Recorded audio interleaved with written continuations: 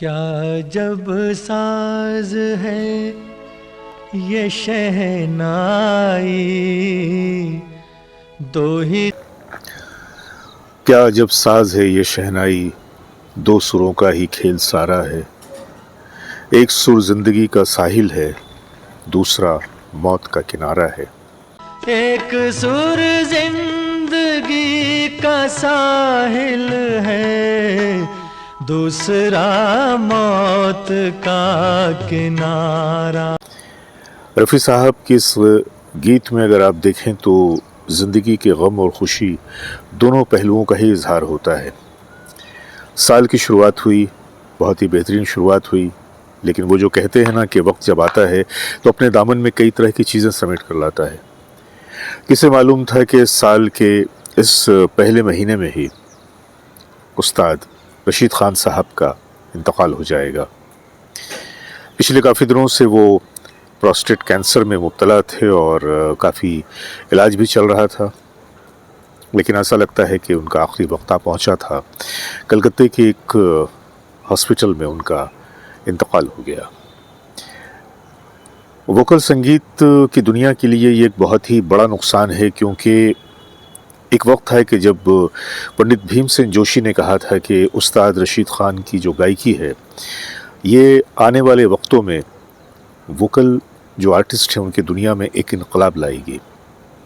पर अफसोस महज 55 साल की उम्र में रशीद खान साहब इस दुनिया से चले गए। उन्होंने कई फिल्मों में भी गाया था और गाने कुछ उनके काफ़ी पसंद भी किए गए थे, लेकिन वो जो कहते हैं ना कि मौत का पंजा जब किसी की जानिब बढ़ता है तो वो ये नहीं देखता कि ये शख्स कितना बड़ा फनकार है या कितना बड़ा इंसान है। मौत को तो सिर्फ अपने काम से काम है। बहरहाल ये ख़बर बड़े दुख के साथ सुनी गई कि हमारे उस्ताद रशीद खान साहब, जो कि कलकत्ते में मौजूद थे और कलकत्ते में ही उनका इंतकाल हुआ, शासवान घराने से इनका ताल्लुक़ था और शासवान घराने से एक बड़े से बड़े फ़नकार उनका ताल्लुक़ है। कई गुज़र चुके हैं, कई अब भी बाकी हैं। हमारे बॉम्बे के उस्ताद ग़ुलाम अब्बास खान साहब ये भी शासवान घराने के हैं। बहरहाल वो जो कहते हैं ना कि कोई भी जिक्र करो, कोई भी बात करो, कहीं ना कहीं घूम फिर कर मेरा जिक्र, मेरी बात एक जगह पे जाकर रुकती है, और वो है मोहम्मद रफ़ी साहब की बात। आज रफ़ी साहब का जिक्र इसलिए निकाला कि एक मौके पे उनसे जब मुलाकात हुई थी मेरी कलकत्ते में ही, तो मैंने हस्ब आदत जिक्र किया कि क्लासिकल गायकी तो अपनी जगह पर है, लेकिन जो फिल्मों की गायकी है, फिल्मों की प्लेबैक सिंगिंग है, इसके बारे में आपका क्या ख्याल है और आपकी नज़र में बेहतरीन प्लेबैक सिंगर कौन है?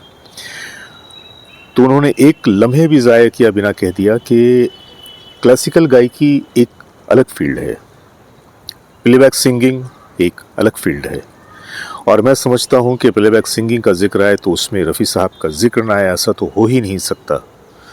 तो मैंने एक बड़ा तीखा सा सवाल किया था कि तो आपके ख़्याल में रफ़ी साहब गायकी के किस दर्जे पे थे?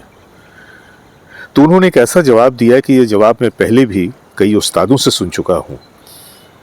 उन्होंने कहा कि रफ़ी साहब गाने की चीज़ नहीं थे, वो सुनने की चीज़ थे। मज़ा तो जब है कि रफ़ी साहब को सुना जाए, गाने की कोशिश ही ना की जाए। और यही वजह थी कि जब कभी ऐसा कोई मौका आता था कि जब उन्हें किसी फिल्मी गीत के गुनगुनाने की बात आती थी तो वो हमेशा दामन बचा के चले जाते।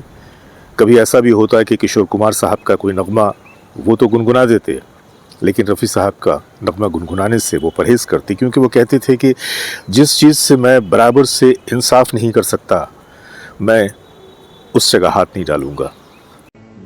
हमारा देखो सब तो शास्त्रीय संगीत से ही है, वो फिल्म इंडस्ट्री हो चाहे कुछ भी करें, संगीत राग लोग समझे नहीं समझे, हमारे हिंदुस्तान के लोग बहुत से लोग नहीं समझना चाहते क्या कर रहे हैं, क्या कर रहे हैं। ये तो एक अजीब बात होगी, समझने की कोशिश करो, हमारी चीज है ये तो हमारी चीज है।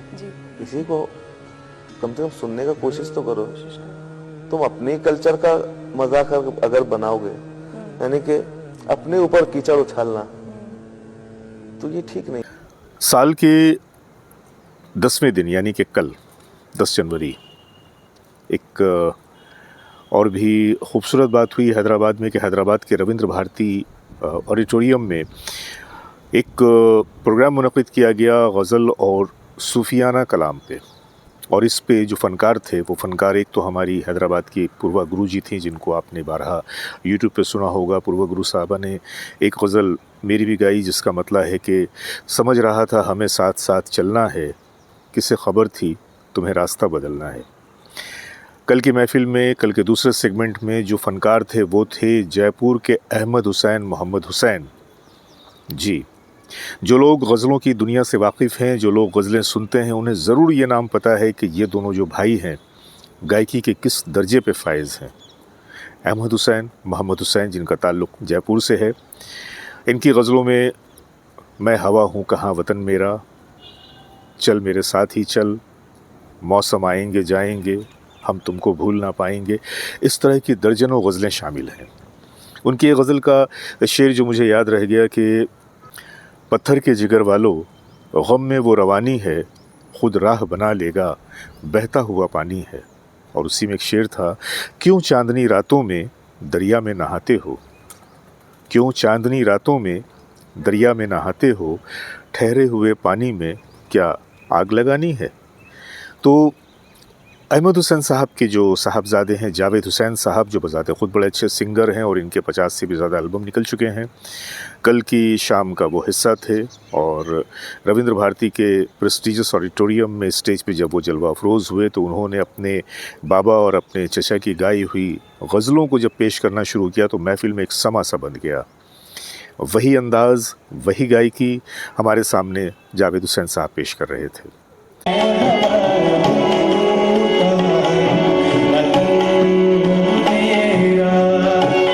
वक्त तो बीतता जाता है लेकिन अपने साथ जो नक्श हैं, अपने कदमों के निशान हैं, वो छोड़ता चला जाता है। ऐसे बहुत बड़े बड़े फ़नकार हैं जो हमारे दरमियान नहीं, लेकिन उनके किए हुए काम वो आज भी कहीं ना कहीं हमारे दिलों में महफूज हैं, हमारे जहनों में महफूज हैं। जैसे कि हम रफ़ी साहब की बात करें तो 43 साल बीत गए। 99 उनका जो जन्मदिन था वो भी हम लोगों ने मना लिया और अब हम लोग दाखिल हो गए हैं रफ़ी साहब की सेंटेनरी को मनाने में। कदम रख दिया गया है। महाराष्ट्र की हुकूमत ने भी इस बात की यकीन दहानी करवाई है कि हर महीने में एक बार 24 तारीख़ को रफ़ी साहब की याद में कोई ना कोई प्रोग्राम पेश किया जाएगा।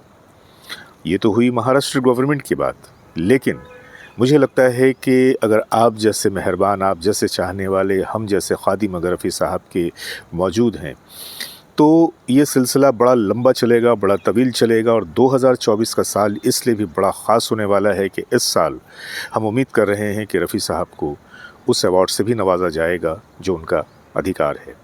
मैंने अभी कुछ दिन पहले AI के ऊपर भी एक आवाज़ उठाई थी कि जब रफ़ी साहब के अंदाज़ को एक गाने में पेस्ट करने की कोशिश की गई थी तो मैंने ये एतराज़ किया था कि सच्चाइयाँ ख़त्म हो जाएंगी, सच्चाइयाँ मिट जाएंगी। तो इसी तरह से बने रहिए हमारे साथ। आज का वीडियो थोड़ा सा अलग है, लेकिन मुझे पता है कि जो कुछ मैं आपके सामने पेश करूंगा आप लोग उसे दिल से पसंद करेंगे, सीने से लगाएंगे और मेरे हर पोस्ट को आप लाइक करेंगे, शेयर करेंगे।